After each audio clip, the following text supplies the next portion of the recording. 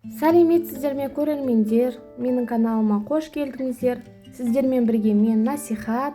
Бүгін біз ата-бабамыздан келе жатқан ерекше дәмді десерт жент жасайтын боламыз. Бізге керек ингредиенттер: талқан, еріген сары май, сгущенка. Мен қант қолданбаймын, себебі сгущенканың өзі тәтті әрі женттің формасын жақсы сақтауына септігін тигізеді. Қалауыңыз бойынша мейіз, жаңғақ қосаңыздар болады, ерекше дәм береді. Мейіз бен жаңғақты майдалап турап алсаңыздар жақсы, себебі форма жасағанда ыңғайлы болады. Барлық ингредиенттер салынғаннан кейін жақсылап араластырып аламыз, содан кейін формаға саламыз. Формаға салғанның бір ерекшелігі жентіңіз порционнан тұрады.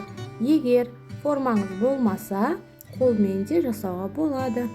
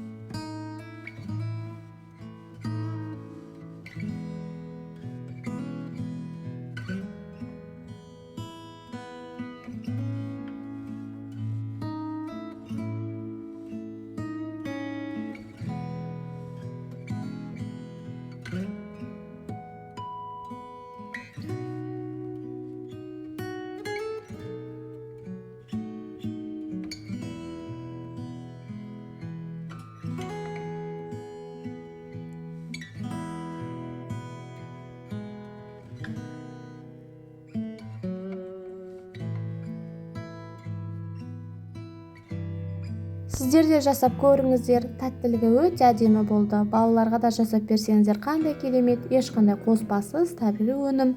Менің каналыма тіркелуді ұмытпаңыздар.